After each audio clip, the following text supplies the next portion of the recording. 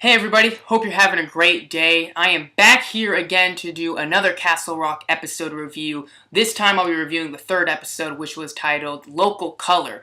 I'm really enjoying doing these reviews, not only just because I'm really enjoying the show, but I'm also enjoying making these reviews. It's a lot of fun. It's a lot of see feedback, see you guys actually care about the show, interested in the show like I am, and it's cool to see comments and likes and all that stuff. It's great. So I'm having a lot of fun doing these, so I thank you for that. We're going to get right into it. This video will, of course, have spoilers, so if you've not seen all three episodes, especially the third episode, get out of this video right now. Go on Hulu and go watch the third episode and then come back and watch my review. It works out so perfectly. Come on, let's go. So exit out, like I said, if you don't want any spoilers. Real quick, if you don't want to stay and watch the entire review, if you just want to hear my overall thoughts on the episode, real quick, I'll say this was probably, I don't want to say the worst because that makes it sound bad. I thought it was a decent episode. It was a very important episode because we learned a lot about the Molly Strand character, and this was a character for the first two episodes we really needed to know more about, honestly. But I didn't want this episode to just be solely kind of her, and that's what it turned out to be. And I don't know. I don't know if it's the actress or just her dialogue and such, but I don't know. I'm not that interested in the character for some reason. I don't really like grasp onto her as I do with like Henry Deaver's character or the kid character or even Alan Pangborn and other characters. For whatever reason, I just am not grasping onto her and like really enjoying her scenes. And everybody, the reviews I've been reading, love her as an actress. So I'm hoping we get just a lot more stuff out of her. But this was a Molly Strand character development episode. So let's get right into it. I got my notes here, and I hope you guys enjoyed this review. And we can find out stuff together. What is going on in Castle Rock, people? I have no idea. It's a mystery. There's so much stuff happening. Let's get right into it. So the episode opens up with Molly as a kid. So she's the neighbor, of course, of Henry Deaver. And we see her wander out to his house in the bitter cold snow. They said, the weatherman said their highs were at around 0 degrees. That is terrifying. That's terrifying in itself. Being from Texas, that's a very scary stuff. So yeah, highs around 0. She's walking barefoot in the snow. She knows exactly where their front door key is, which I thought that was kind of strange. So she enters the house. It's the middle of the night. She puts on a jacket, and we've seen this jacket. It's this red kind of Little Red Riding Hood jacket, but it's Henry Deaver's jacket. And she puts it on. She wears it. That's kind of weird. Let's be honest. You can't be wandering in the middle of the night, opening, your neighbors' houses, wearing their stuff. That's weird, Molly. But she goes in. She goes upstairs, and we see Henry Deaver's dad. We know he sustained, really bad injuries. We don't really know what's going on, though, how his injuries happened. He's in stable condition, but he's hooked up to a breathing machine. He's got gauze all around his neck. He's got bandages all over him. He needs help breathing and doing a lot. So the mom's in the room, but she's sleeping. And what does Molly do? She unhooks his breathing machine and kills him in the process. So now we finally know how Henry Deaver's dad died. It was at the hands of Molly. This is really strange. That opening, I was like, okay, this is weird now. So we're kind of figuring out, I feel like, why she did it. We don't have the clear picture, but we're getting a little closer, I feel like, in this episode. And I'll talk about it throughout the review. So next, she has a nightmare. This is when she's an adult. She's walking in this church. It's snowing in the church. That's kind of weird. My church does not snow inside. So she walks in, goes up to a casket, and who is it preaching at the altar? It is Henry Deaver's father. Still got bandages on. He's alive, though. But he's basically saying all this weird stuff. He's preaching about how the dead will rise and we will be changed. And then all of a sudden, people are inside the church. They're sitting there. The church originally was empty when she walked in, but now it's full of people with gauze around their heads, with bandages around their heads. It's getting weird. It's getting scary. And then she ends up waking up from this nightmare. So obviously, she is very haunted by Henry Deaver's dad. Rightfully so. She should be haunted. A lot of crazy stuff's going on. Next, she ends up talking to Henry. Henry ends up coming to see her, and she hears. When she sees him, she hears all these voices in her head. And it's all this dialogue from the first two episodes about Henry. Throughout the episode, I'm going to skip around, but throughout the episode, we see she has a really deep connection with Henry. She feels pain when he feels pain. He lit a match and he accidentally set it on his finger, or accidentally like scraped it on his finger. And when she was in her room across the street, she felt that pain. She sees what she sees. She actually sees in the wilderness when Henry was with his father when he supposedly goes missing. Henry's father is saying to him, do you hear it? Do you hear it now? Don't have no idea what that was about, but it comes up later in the episode, so that's why I'm bringing it up. But she can see what he sees. She can feel what he feels. She has a big connection. She hears voices in her head. Her powers. What is going on? I have no idea. There's so many questions with this show, and I have no idea where they're going to take it, which excites me, though. So, next, she needs her pills because Molly, to stop hearing the voices, to stop hearing Pennywise. I just knocked off Pennywise. Basically, she just keeps hearing voices, so she uses the pills and her drugs to block it all out, block out the noise. And she goes to her local high school dealer, like we all do when we need drugs. And basically, he says he's out, he doesn't have anything, but you can go to this guy's place. You can go ask for Derek. He'll supply you. He'll hit you up. So she's like, great. So she goes to this guy's house, and it's really, really weird. That's just a classic thing now in this episode. This episode was really freaky. But she goes in and she sees all these kids around, and they're acting out like this courtroom scene where this person's up for murder. They're all wearing these creepy mache animal masks, and it's very frightening. And these kids are talking about horrific, horrific subjects, and they're acting like it's a real trial. And the judge, has a mask on too. It ends up being Derek, and they basically say, are you the killer? Plead guilty or not guilty. The plaintiff pleads not guilty, and he says, but the killer is in this room. So he says, would you point to the killer? And all the kids point to Molly Strand. So the judge takes her out, and he lets her know he's the dealer, that just go along with the game. Basically, the kids were playing this because their moms are all out drunk, and their dads are all at Shawshank Prison.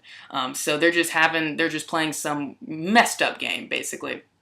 So the judge is going to give her drugs, the Derek, the drug dealer, and the cops show up. So she's taken to jail. She goes to overnight jail, but here's my question. The police probably would have to search the entire premise. They'd probably see all these kids in weird masks having this weird make-believe courthouse game where someone's up for murder. Nothing comes of that. I felt like they had just put that part in just to make it seem like, just to do a weird, freaky thing. I didn't really see the point of it. Maybe you guys saw a point. Maybe you thought, hey, this is why they did it. But nothing comes out of that. The cops never investigated that. They didn't say, hey, where's your parents? Who's watching you? This guy's probably got drugs. I didn't really understand that. But Molly goes to prison. Not Shawshank Prison, but she goes to an overnight jail where Henry Deaver ends up finding out she's there, and he ends up bailing her out. And she tells him that she needs to stay away from him. Basically, she hears these voices, and she has this deep connection with them, and she just can't be around them. And he doesn't take this stuff seriously. He doesn't take her hearing voices and all this stuff seriously at all, it seems like. But she basically says she needs to get on the show Local Color. The whole episode, she's preparing for this big TV event where I guess Local Color is like inventors and entrepreneurs come on the show and like talk about their like latest technology or whatever. And she wants to really revamp Castle Rock. She wants to bring change Castle Rock by forms of malls, by form of small businesses to set up shop, because apparently the only jobs in the town is at the prison. So like, why is like half the other population in Castle Rock at Castle Rock? I don't really know. I felt that was kind of strange that if that's the only jobs there, like what else is everybody else doing there? I don't know. But Henry's like, you know what? Let's do this. You got to be here. You got to be on Local Color. She thought she had missed it because she spent the night in jail. But no, he drags her to it, and they go on Local Color. And I'm going to dive on what happens when she's on TV, live TV, in the second half of this review. We still got a lot to talk about and a lot to dive into. Alright, we're back for the second part of the review and dive more into what is going on in Castle Rock. Pennywise, he's okay. I got him back up on the shelf, or back on here. And let's get into it. So, Molly goes on Local Color, where she's going to talk about her changes that she wants to bring to Castle Rock. But she's hearing all these voices in her head. She hears about, while she's getting her makeup done, she hears Henry talking on the phone about the kid and what's going on with him, how he's locked up, how he was in a cage. and she can hear the other like side of the phone. She can hear all these like people talking and such. So she's pretty much up to speed with the viewer. So I was like, okay, me and Molly, we're on the same page. So Molly basically goes on the show Living Color. That's the Jim Carrey show. She goes on Local Color, and basically talks, or she doesn't like seem like she wants to be there at all. She needs some drugs, man. She is like really freaking out. It looks like she puts on her shades to, I guess, block out everything. And basically, when it's finally time for her to say something, she basically says, Castle Rock needs to wake the F up. They need some change. She drops the F-bomb live on TV, and she spills the news that the kid is in Shawshank Prison. He had been locked up in a cage. The warden, knew about this, blah, blah, blah. And so it's public, and the new warden is seeing this on TV. So she's got to do something about it. So basically, she spills it, and that's really what comes out of this. She lets the world, the Castle Rock, know. But real quick, this is 2018. She dropped the F-bomb live on TV. Molly's going to be a viral sensation. That's going to be on YouTube. I mean, everyone should know Molly by now. That's going to be, freaking a million hits on YouTube. I mean, I really think they should have dove into that. Not really. But moving on. We got the new warden. She finally calls up Henry and she says, we're ready to make a deal. We're ready to talk. We got off on the wrong foot. So basically, she's going to offer the kid $300,000. But he basically has to keep his mouth zipped about it. And they basically going to put the blame all on the old warden and say, just throw him under the bus and say he did this. This has nothing to do with our new policies. We're here to protect our prisoners. Everything's fine. This was the old warden's fault. And basically, Henry realizes, no, we're going to get millions out of this. So this is able for him, since she came to him with a deal, he can finally now talk to his client. That's how they're working it out. So he talks to the kid. He finally gets to have, through the glass window on the phone talk. You've seen prison movies. You've seen Law and Order. So that's pretty much what they do. And I was hoping this was going to be a better interaction, honestly. I wish there was more dialogue, but basically Henry Deaver lets him know, hey, we got this new game plan. You're not going to say who you are. Next week, we're going to, get you out of here. You're going to be a free man. You're going to get millions out of this. You're going to sue the prison. You're going to win. You're going to be able to own the prison and do whatever you want with it. And the kid asks a lot of strange questions. Not a lot. I think 3. He says, has it begun yet? And I think Henry perceived that as, has the new plan begun? What his new, what he's going to do now going forward to be free, to, stay away from this horrible, horrible place. So he says, has it begun? He says he asked him how old Henry Deaver is, and finally he asked him, do you hear it now? Which is exactly what his father said when they were out in the wilderness, when Molly Strand was in doing some psychic weird stuff. So I thought that was interesting, and they take him away after that because that's all the time they have. I wish we got a little more. I need more Bill Skarsgård in this. I really do. I really want to see more of his dialogue and such. And last but not least, Molly comes home. Earlier in the episode, her house was broken into and the stuff was trashed all around. I don't believe they stole anything, but her house looks like someone's broken in again, and she hears noises upstairs. She goes upstairs. Brings a huge knife. She is ready to start freaking fighting back. Looks under her bed. Nothing's there. She walks back into the upstairs hallway and she senses something behind her. Because she senses a lot of stuff happening before it does. Turns around and who is it? It's Henry's father wrapped up again. And basically he starts screaming at her. And I couldn't really understand what he said. So I had to look up another review.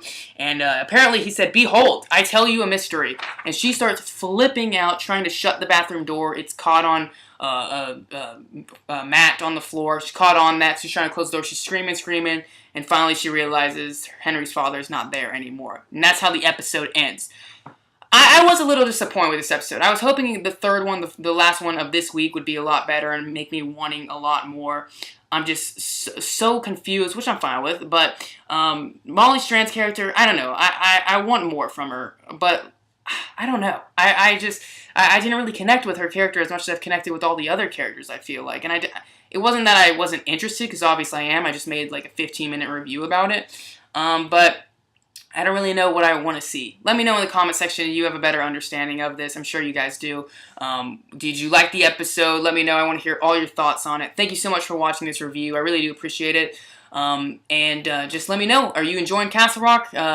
Pros, cons, all that. What do you think is going on? What do you think will happen? Give me your theories. And I'll see you next week, because next week we'll have a new episode to review, and I'm really, really excited for it. So thank you so much for watching. I hope you enjoyed this review, and as always, have a great day.